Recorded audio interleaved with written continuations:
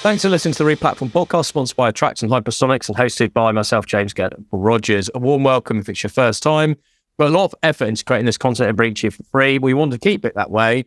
So you can help us, please. Refer us to other people in your network. Let them know we exist. Share our posts on LinkedIn and Twitter. Amplify our reach. And also, we'd love that rating on Apple, Spotify, YouTube, or wherever you listen. It really helps boost our visibility and gets other people listening. So with that in mind, thank you, and we hope you enjoy the latest episode. So let me set this up, and then we'll introduce you to our wonderful guest. So we are today talking about a really interesting topic, digital transformation to composable commerce on Commercetools with Cabiri.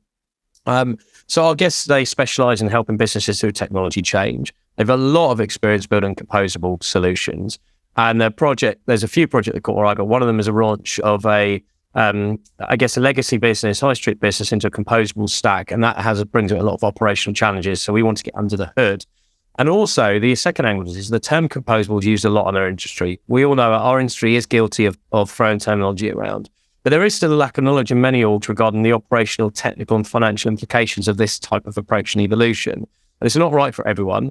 There are lots of success stories, but there are also a few car crashes where people have burned money because they didn't have the right approach or understand the implications. So we want to get practical and get those insights from somebody who's guided businesses through this. So today we're talking to CEO and founder of Cabiri, Rex Bigger. Welcome to the podcast, Rex. Hi, James. Good to meet you all today. Glad to be here. Yeah, really looking forward. We had a great chat before we started when we discussed recording this about practical insights around it. So I'm looking forward to getting into those with you today. So we're going to talk things about like challenges and risks of going composable, how Cabiri simplifies project delivery and helps teams through this, and implications for things like resource and the team structures. Before we ask you loads of annoying questions, could you give, for those people who might not have come across you guys before, talk us through who Cabiri is and what you do? So we were founded in 2017. We all come from a monolithic e-commerce background. I've been doing e-commerce for the last 20 odd years. And we'd seen that the market was changing, the actual structure of the technology was changing. And we were really looking at how we could deliver e-commerce through a SaaS platform. And we started playing around with headless and serverless approaches to this. So back in 2017, we formed a company with a focus purely on that headless, serverless SaaS approach to e-commerce. And I think nowadays, most people refer to that sort of approach as composable. And it's because you take these different components and just plug them together to get a solution that works for your business. We've been going for 5 years. We have a bunch of successful projects under our belt. And we're a boutique agency. There's probably between about 30 and 50 of us at any one time when we're all really specializing in this area of composability.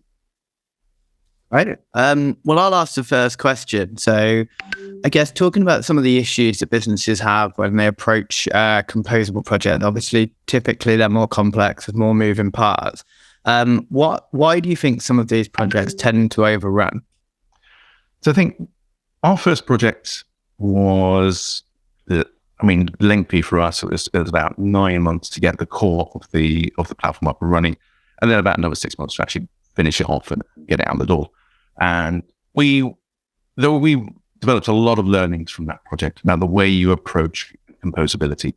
And I think where some of our competitors are failing, they're still thinking in a monolith mindset. They're still thinking about how you build out the customer experience and how that flow works, which is key to a good website.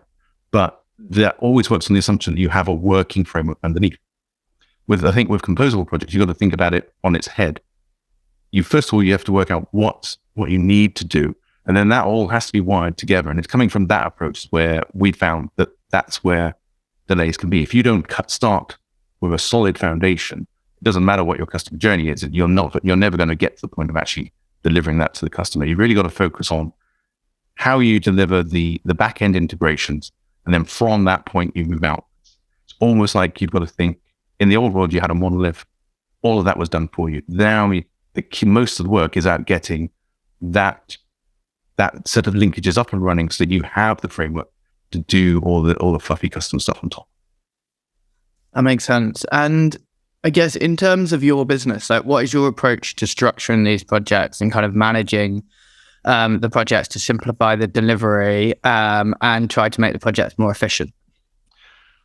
Well, we have an accelerator which helps us, and I think we'll talk about that later. But I think one of the things that, well, I guess it's another thing that sort of delays composable projects is getting the buy-in of the business. I think the way we like to work, we like to bring the business on the entire journey. I think composability is a lot of time pushed by tech departments. They're seen as a very technical approach, but actually it's the business users who are going to be using these different components, and having them on board and working with them all the way through the project really sort of speeds up the flow and gets that whole sort of requirement and sign off working smoothly. From a technical point of view, we work with the development teams. We actually take on board where we can our clients' developers to work in our team so that they can have first-hand experience of how to use tools, how to do the whole release pipeline, how to get the platform up and running, so that when we leave the project, the business has a team of developers who understand and have worked on the actual build, so they can then take it forward and extend it. A key question I've got, because I work with a lot of primarily businesses around like the whole process management, to put the right discipline in so that people understand why they're making decisions. I'd love to hear from you if you talk people through your process of how you went about, because we talked about this high street business that was on like legacy, it's evolved to a modern composable stack. Sounds simple, but we know it's not. How do you approach the technology stack evaluation in terms of, I guess there's two parts of it. Number one is, how do you evaluate what's there to know what the issues and pros and cons are, and then to understand what you do to migrate that? Because these legacy systems, obviously it's complex systems architecture, loads of different stuff. Some things are being hacked on, some things are being hard coded. There's lots of points of failure dependencies. It feels like a minefield. So could you talk people through like how you conceptually and structurally go through that process? So before any project, we have this sort of discovery phase, and what we do is we put in our team of architects and to just work with the business and find out, and work with the technical side of the business and work out what is there, what they are trying to achieve, and where they want to take the end platform. I think in this business, a lot of people talk about best of breed, and we feel that kind of implies selling a product to the client. So we look at it from a best of need approach. It's more about what their requirements are, what they want to do moving forward, and where they want to take either search or CMS or an OMS, and where they're taking that, how they want to use that sort of functionality later on. And then we can recommend going down one route or another. So that's from sort of a choosing technology standpoint. What we do find, especially with working with enterprises, there's a lot of legacy systems in there that they just can't swap out at this stage. There might be the CRM system. They might have an OMS that ties into their POS and their stores, and they really can't change that out. So it's about working with them at that point to work out, well, how are we going to interface with this? What are the APIs we're going to talk to? How we're going to sort of detach that from what they have, so we can talk to them from a composable point of view. And I'm interested, how architecturally, do you have a preferred route for doing that? Do you for example, favor, like a few agents I work with, they go in and they'll put in a middleware in, and they'll gradually start isolating and retiring specific processes and data flows through that middleware to enable them to pull out those other dependencies gradually, systemically, and in controlled ways. Is that typically how you do it? Like, do you work with specific middlewares? Have you built your own integration layer then that does this? Yeah, so that again, this comes down to what the timelines are that this is looking at.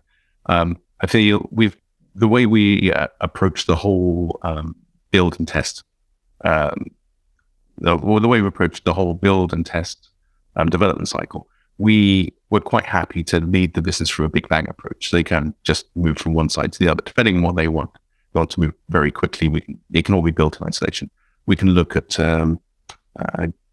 deploying chunks of the code live and swapping over the services, and then doing sort of a big bang approach. But as you say, a lot of clients are nervous about that, and they want to try and to mitigate risk. They look at this strangulation approach where they pull apart bits of functionality and move things from side to side until they're happy that everything's ready to go and they can transition.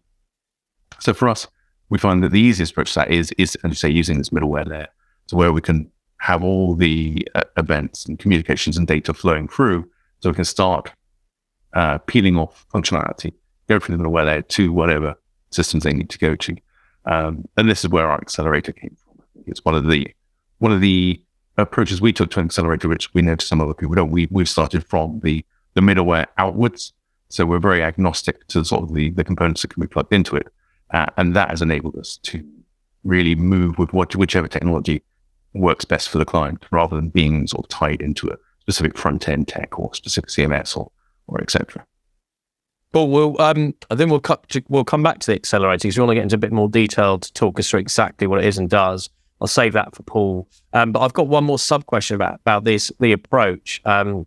Is having worked for some of these massive organizations, you sometimes get cultural resistance to change because this is large-scale change if you're moving. And you often get people who might work in the web ops, the internal dev teams who have got a vested interest in the current technology stack. They might have built, hand-coded certain parts of it themselves, and therefore there's a pride in it. I'd love to hear your advice and explanation. Like, how do you work with people to like handle that cultural and that change management piece? Because that can be quite disruptive for some people. Yes, well, especially I think we see that a lot in the internal DevOps or infrastructure teams. They've built bulletproof framework for releasing what they're on at the moment. But of course, in the approach we're taking now, you're going to be doing a lot more releases. You're going to make it a lot easier to release into production, but have more confidence over that.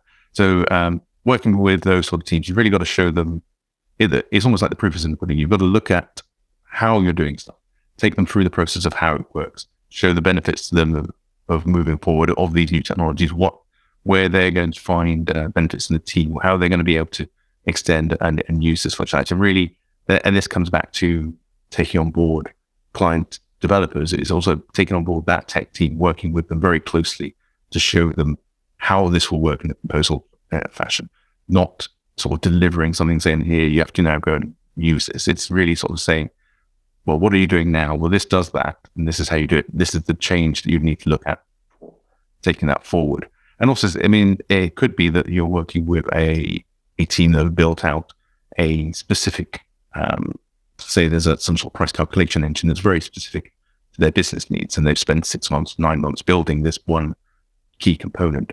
So rather than trash that and say, we don't need that anymore, it's really looking at the architecture, seeing, okay, well, that does work in this system. How do we make that API driven? How do we pull that into the composable framework so it still exists? You still have the ownership of that and treat it more as a black box. So it's working very closely with them to make sure that they're very happy with what they're doing. Because I think there's nothing worse than trying to steamroller over them. And then because naturally, there'll be a lot of resistance to moving forward. It will really impact timelines. You really got to work with the teams to get their buy-in to how this new technology works. Attract, your complete product discovery growth engine. Create relevant shopping experiences that convert into sales and grow online revenue with personalized search, merchandising, and recommendation solutions powered by AI. Find out more at attract.com. Right. And then I'll be the one to move on to the Accelerator then. So I think, accelerators are always interesting. And in my experience of working with some of the monolithic platforms, I think the term was maybe overused. And in places, people tried to accelerate things that didn't really need to be accelerated, etc. Whereas I think with something like Commercetools, it feels like it's the perfect platform for an accelerator or, to benefit from an accelerator. I guess, can you talk us through why you needed the Accelerator and exactly what it does? Because I do think, like I said, I think my experience of Commercetools is there's a lot of things where a client could definitely benefit from this type of offering. Yeah, so when we were building our first project, it was very much at the initial sort of console project in the UK, and everything we were building was from scratch. So we're linking together various tools, CMS, etc., to Composable, and we're having to build out a lot of functionality there between the various components. Now, what we found is that the enterprise tier that we work with generally has a lot of specific requirements about how they do things. So with this one client, there was on the adding to basket, there's a lot of rules that had to be looked at, like the number of items that could be added, dependent on your region, dependent on your age, and we had to store those rules somewhere. It didn't make sense putting them in the front end. Likewise, you wouldn't want to extend the Commercetools to do that because you're then really tightly coupling yourself to an engine that shouldn't be doing that kind of logic. So we're doing a lot of work with serverless at the time. So we were building this on AWS and built these out in Lambdas. And then that whole middleware layer kind of evolved to exist to control that. It allowed us to manage things like custom business rules, allowed us to manage the inter-component security very easily. And it allowed us to sort of manipulate the data as it's going from one place to the other. So we didn't have a lot of a massive data that wasn't needed moving from place to place. So we built that out in GraphQL. There really is an accelerator from the back end outwards. Now, as you say, a few, what you see out there that's been called accelerators by a lot of people, really is a funky front end that you're just putting on a couple of components. And we didn't want to do that because we could see with Composable that people wanted to be able to pick and choose the platforms of functionality they wanted. So it didn't make sense just being a front end. It was really more important to have that level of connectivity between all the various different Composable components. So we came from that point of view rather than from a front back point of view. And I think it gives us more flexibility in how you then build up the platform under it. That makes sense. And I guess in terms of how the accelerator's added value, can you kind of talk us through the benefits that people have seen on some of your projects? Yeah, so when we were working with Boohoo, their high street store that they needed to get up and running, they were under very tight timelines to get out the door. It was key to how we were working with COVID at the time and when shops were going to reopen. So there was a very, very small window to actually get a website up and running. When we came in with the accelerator, we were lucky that we could just really plug in a lot of that functionality that we'd already built and then start looking at the components they had in place. The accelerator controls a lot of the release process, got a CI/CD pipeline. So we can hit the ground running with live releases into production from pretty much week 2 of the piece of work. So then we can really focus on what those integrations are and how we build out the actual platform. So by using our accelerator, we were able to get them out the door in 8 weeks, which is still a scary thought. We have to think about it for any other client, but it showed the power of having an accelerator that really could link to all those components and pull it all together.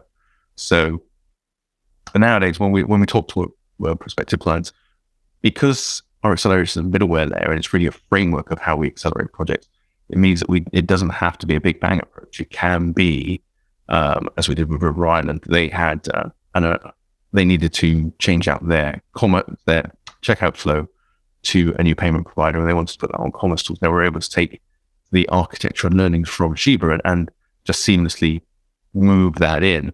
So although it doesn't have the full Sheba package, it works on the same principles that we'd already put in place for the accelerator, and that enabled us to move quite quickly on that piece of work. And what we like to say, I mean, because of the amount of work you need to do the integrations, we normally look at a Sheba cutting about 3 months of development time off a typical project. That's the sort of time you put in place to do all the wirings, to set up all the integrations, set up all the data flows in the graph. It really takes care of a lot of that out of the box, as well as having that robust CI/CD pipeline, which tests everything along the way, does the releases, and allows developers and testers to actually do those releases. Yeah, I remember when I read the case study of 8 weeks, initially I was like, what? It said Composable, it said 8 weeks. And I think some people we talked about it, some people will be skeptical about that because I think a few people have been burned on timelines by not having this approach.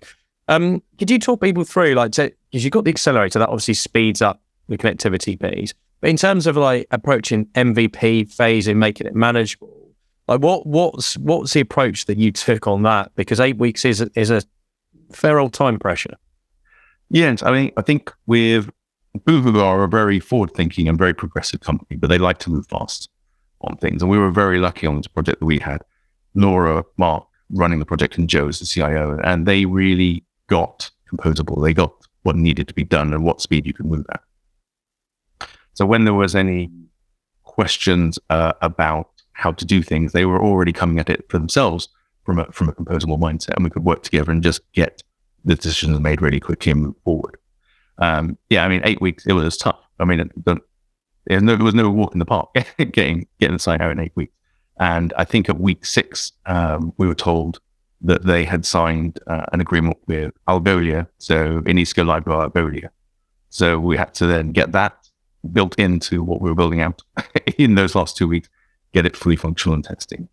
So when we launched, we had CMS, we had search, we had promotions out of the box, we had tying it through to the PIM and OMS that Boohoo already had in place on those integrations, and the front end on it was based on the original site. So that 8 weeks was a fully functional, more than MVP, it was a fully functional, fully featured transactional website. And then over the next 6 months, it was a process of looking at what are the bits of functionality that aren't there. So, and this is where the beauty of Composable comes in. So we launched with promotions out of Commercetools, and that did a certain amount of work for the business. It was okay. It's good. They're good promotions. They work for a lot of people. They want to take promotions a step forward, move it further, and then we wanted to look at loyalty as well. So very shortly after we'd launched with the site, they signed an agreement with Talent One, and Talent One had to then be the promotion engine brought in. And it was a matter of just effectively swapping one in and one out, in 2 sprints.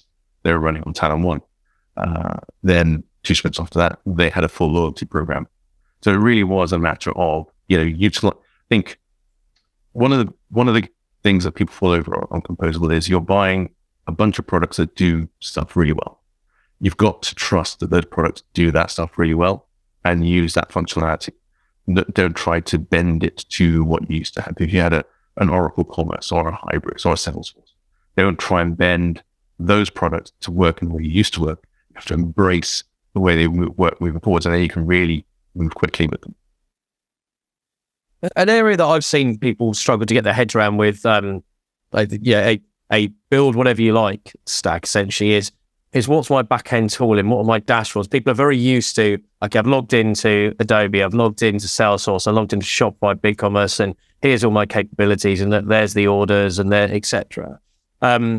So using your Accelerator approach, what does a standard back-end look like? What do they get without having to build, from scratch, essentially?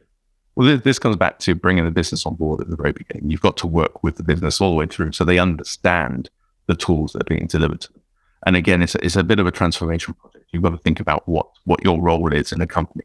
So if you have someone who manages the search engine in the company, and you're delivering an Algolia or OpenStructure or an Elevate to those guys, you've got to bring that person onto the platform and say, well, this is your new search engine. This is how it works. You've got to train them up in how that works.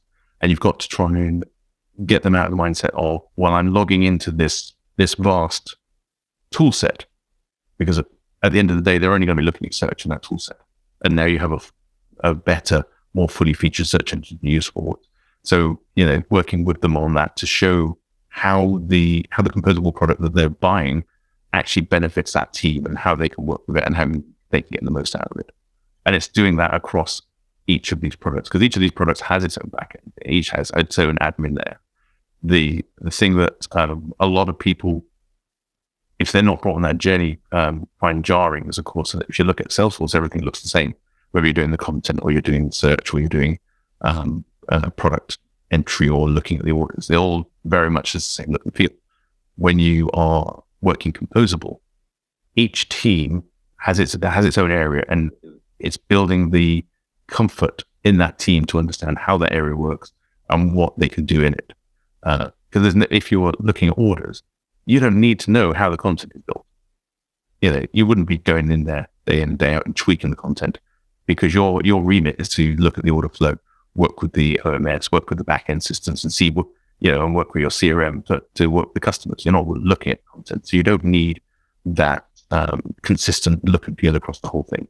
And it's really bringing the business on board as part of that journey, so they can see how the tools are going to benefit them as a department, rather than sort of lump it, bring everything to the end and saying, well, why do I have to log into 2 places? It's like, well, you don't, because you're already, your remit is to look at, say, search. You're logging into search and you have all this power here to do this. Hypersonics helps e-commerce companies make more profit every day. This AI-driven platform delivers recommendations for pricing and inventory that lead to bigger profits. Visit hypersonics.ai/podcast to get a free trial.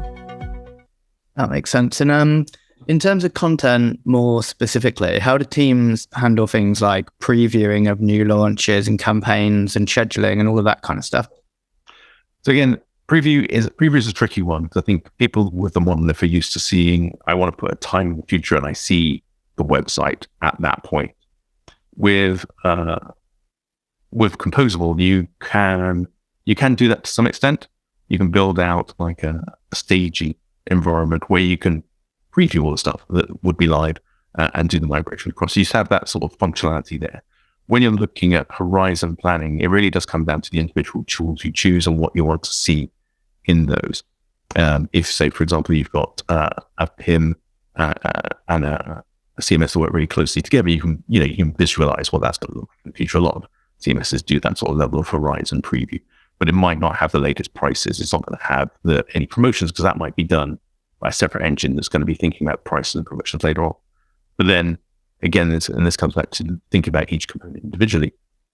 If you want to see how, say you have a promotions engine in there and you want to see what that's going to look like with a bunch of promotions, they do that kind of functionality as well. You can look at that, you can see how that's going to work, you can see how these things are sat together. Bring it all together as a whole. If you want horizon planning on a preview environment, in a staging environment, then there is an element of work there to bring that together that, it's a non-trivial piece of work, but it can be done. It's essentially building a view on the website for the future. But yeah, I mean, I think if you don't bring the business on board, they come from a Salesforce or a Hypers background, they're used to pressing preview and seeing what that site would look like. And it's now sort of working around, well, what is it you need to preview? How do you want to preview it? What are you going to be looking at there? What is key to you? What do you need to know? And working with the business to make sure that they get those requirements. Right. And this is always an interesting question. And we had Kelly from Commercetools on a while back, and we asked a very similar question. So I think it'd be interesting to get your view. But what size of business is Composable relevant to, in terms of kind of, how much resources do you need internally? Yeah. Where do you think it's relevant? I'll start with the resources internally. First of all, I think building out a composable stack from a development point of view, if you're using the right technologies, if you're going down like a headless route or serverless route, you're looking at like an AWS or a Google Cloud platform, or even Azure, and you're using a lot of the functionality there and building out, but you've got that continuous delivery pipeline that the developers can use. Then actually the internal team doesn't have to be big. It's not a huge team to manage this. If you're using, one thing we promote is the use of TypeScript throughout everything, so you've got a consistent developer skill set, whether you're building the front end components, whether you're building back end services, or you're part of the build pipeline. We use TypeScript across the board, so you're looking for a TypeScript developer, not like in the old days where you need an Oracle Commerce specialist to be able to build any of that functionality. So it enables you to build a broader team, but it doesn't need to be a huge team to manage the work. Coming at it from a sort of cost perspective, we find that to use Composable and build out a Composable project, there are a lot of moving parts. So you've got to think about where those licenses are going to be, how they're going to affect transactions, how the business is going to actually manage those number of users, et cetera, et cetera. So I think that naturally lends itself to the bigger businesses that have that sort of capability already to understand how to bring all these pieces together. We typically say it's not a cheap build either. You're looking at, I think we'd say most clients would be looking at between a £1 to £3 million development cost just to get this, built out the door and fully working for their customers. So it's a non-trivial amount of money on the build side, that regardless of all the licenses that have to be wired up on the outside. So normally, we would say to a business, if you're turning over, say, £80 million a year, and you can devote £5 million of that to your web or online business to take it forward, then I think you're talking about that's about probably the smallest sort of client or company you can work with, and moving out from there. There are other technologies you can use to bring not really bring the cost down of development, but actually to work with maybe a smaller business, sort of low end and mid market. But and you can do things to really use that sort of area. And I think then it comes to more about the fact of how much customization you can do. Are you going to use a lot of stuff out of the box? And if you're going down that route and just sort of having sort of vanilla site, I think you're missing out on some of the benefits of composability. Although as you grow, of course, then you can use those benefits to really swap in and out the things you're going to do and extend the functionality moving forward. We see that the majority of clients who really are keen on this are sort of probably a turnover about 250 million upwards, from high-end mid to enterprise level, because they get that even if they bought to Salesforce, they're going to do a lot of work on top of that, tweak it to their own remit, and Composable allows them to do that tweaking to their business rules to allow them to have a site that reflects them as a business. So they're going to be doing that work anyway. So they get that it's not maybe the cheapest approach, but it should be quick, and it should allow their business to have a very fast return on their investment. So the thing is, should be able to get them out the door really quickly and start seeing that return on investment come back to them. I find it interesting, and it's good to get that transparency and cost, because I don't think enough people talk about the realities, because we all know that if you want to fundamentally change your enterprise systems architecture and your operational model, that's involves investment. What I'd love to hear is what surprises people the most in terms of where the costs get incurred. Is it people underestimating like the development cost, or is it licensing because you have all these third parties, and when they scale, where do you see the cost splitting out, and where do people need to start thinking about the additional costs? Well, interesting. Most people immediately think it's going to be the cloud hosting cost, and especially because we use serverless, people immediately think that's going to be this massive cost for that. But actually, that comes out to be fairly trivial in the long term. There's really is a tiny amount. You could be hosting a site with 1 million transactions a year, and you're doing it on like a Google Cloud or an AWS using their sort of serverless approach. You might only be paying $30,000 a year to have that sort of infrastructure at the back end. So the actual infrastructure costs are quite low.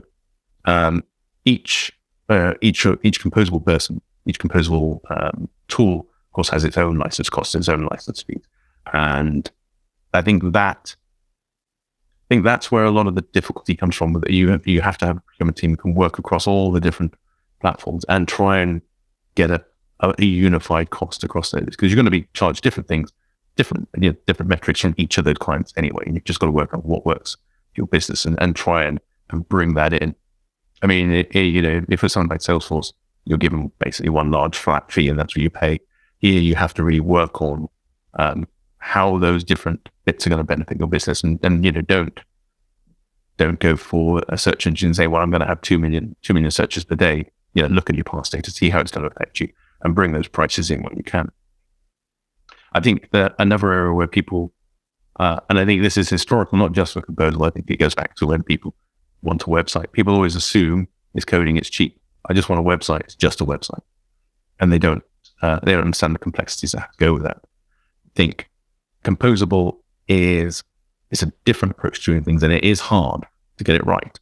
It's not a simple plug and play bit of functionality. It is hard, and you have to actually think about how those integrations are going to work together and how the business flow is going to go through that. And that's not cheap. I think that's, when I say it costs between 1 to 3 million, that does depend on what sort of size of project you have, how many integrations you have, and what the complexity of your business rules are on there. But then the beauty of it is, once you pay that money, that's gone. You then have a website that your team can take forward and extend as you need to. That's just a one-off fee. It's not the license fee. So I think long-term, of course, you'll be paying the license fees every year. Short-term, I think where people see it as costly, they see that development cost, but really you're talking that's a year. In 1 year, you'll have paid for all of the site for development and everything will be there. And then it's just business as usual for the team inside and license fees from that point onwards. So I think it appears to be a large upfront cost, but in reality, it's not an ongoing large cost. So it is a lot cheaper than a lot of the other approaches out there. You see, I find that that's the interesting discussion, because I guess it's on the size of business. For smaller businesses, you can't make it because the internal operational costs, if you don't have the revenue stream as a percentage of GMV, can't work, can it? But the bit I'd love to hear from you, like part and advice for people, is if people are considering this and maybe they're at the tipping point of growth where they're thinking this might be an approach for the future, what are the minimum needs they need to factor for like internal resource and skills, like the key skills they need, not just dependent on external? Because recruiting for like senior engineers, architects isn't the easiest thing. It's a competitive market. So what advice do you have for people on provisioning for this? This is why we went down the TypeScript route originally. I think when we first chose that technology, JavaScript developers and TypeScript developers were relatively abundant in the marketplace. I think over COVID that changed. We're starting to see those numbers go up again now. So it's a lot easier to hire in that space. And it is really looking at your side and the approach they're using, making sure that the technology that they're putting in place is something that you can hire on, or something you can retrain your internal staff on really, really quickly. It's a space where you want to be able to not have to have a senior developer who's got 20 years experience in that technology to work on. You should be able to get good, keen developers who want to use this technology. I mean, it's funky technology, so you are going to get people who want to actually use this technology from a development point of view. So you should focus on those sort of techs so that you can build up that team. And say it doesn't have to be a big team internally to maintain and enhance this, because a lot of the things that you would have had to worry about with a Hybris, you don't have to worry about anymore. When you're talking about uptime, if you've got SLAs with Commercetools, they've got a 99.97% uptime. They're always broadcasting their rates. If you're on AWS, you're only going to go down when AWS goes down, which as we saw is like once in the last 5 years. There's been a problem there. So a lot of the team you would have had to build up in the monolith world to keep your sites running, to maintain that's really pared back. It's a much smaller team you need here to maintain and take forward these products.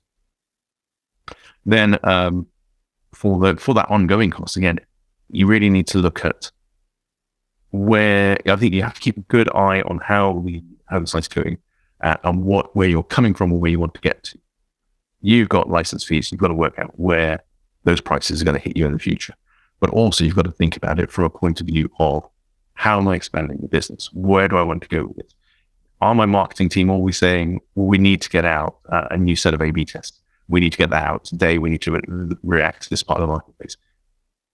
If you can't do that on your current system, you've got to start thinking about doing that. What systems will allow you to do that in the future? And using a composable approach where you can just release, think of something in the morning, release in the afternoon, and that functionality is there and live. With that, you've got to start thinking about, how do we get that in place? How do we benefit the marketing? How do we benefit the sales team so that we can benefit our customers eventually and start building that revenue there? And then it starts paying for itself from that. One final question for me. I find it interesting because a lot of the same arguments are made for like modern SaaS and open SaaS, likes of the Shopify's. I know there are some limitations to all these platforms, always are, but Shopify, BigCommerce, Centra specifically, they allow you, because they've got open APIs, they allow you to build on top, plug in third parties. How do you see that? Is it purely just size of business? Because for a lot of businesses, they'll grow up on the SaaS models. They'll use the APIs to connect to the third party endpoints they want to. Where do you see the difference between those two then? If you're looking at something like a Shopify Plus or a BigCommerce, you get a lot of functionality with those out of the box. And when you start tweaking the APIs and making those changes, you're really starting to spend the same money you would be on one of the bigger platforms in that development cost to really tune it to your business. And that kind of at that point, you're starting to lose, I've got a BigCommerce and Shopify Plus because they do a lot of what I need. I'm buying these products because 90% of what they do, I can use out of the box. And then you've got to start thinking about from a business point of view, does it make sense to spend however many hundreds of thousands or millions to actually change those to do that extra 10%? Or can you survive on that 90%? And if it turns out that you can't survive on that 90% and you need to make changes, then it's probably not 90%, it's probably 60%. And at that point, you think, well, if I've got to change so much to work in my business model, I should just go for a completely cloud-based composable approach and just build it all. Because you're going to be spending the same amount of money in development to change Shopify Plus or BigCommerce to do what you want as you would be with those platforms anyway. And with those platforms, you get a slightly better approach to composability. You get slightly more ease of change, ease of extension, ease of adding in new bits of functionality there. You don't really need to worry about what is kind of out of the box because everything has to be developed and taken forward. Yeah, I find it a fascinating conversation constantly because we all know that no platform's 100% perfect for every business. And in some businesses, composable, the cost just can't be justified. They're just way too expensive. And in others, they do discover limitations in out of the box or SaaS or whatever you want terminology. So this is the reason why we do this podcast, so people can listen to everyone, make up their own minds and decide what's relevant or relevant. If anyone has got any questions where they want to probe further or understand a bit more, how do they reach out? Or how can they chat to you? So our door is always open, as we say. We're happy to talk to anyone. We have our CTO runs a weekly session where you can book an hour of just chatting to him, finding out from the technology point of view how it all works, how it would affect their business. And we book those up so we can have these sort of continuous chats and get sort of the commercial message out there. If it's more of a business question, then fine, reach out to me. I'm more than happy to answer people's questions, more than happy to talk to people in the marketplace about how I see the whole composable journey is, and where I've seen issues in the past where people have kind of tripped over themselves or they haven't been able to really benefit or move fast as they should be able to. Well, there you go. So there's any questions you got for Rex, any more discussions over this whole concept of architectural change, please do reach out. Rex, appreciate you taking the time out to come and have a chat with us today. And thanks everyone for listening. We hope you enjoyed it. And remember, give us that rating on Apple, YouTube, Spotify, or wherever you're listening. It'd be very much appreciated. Take care, everybody.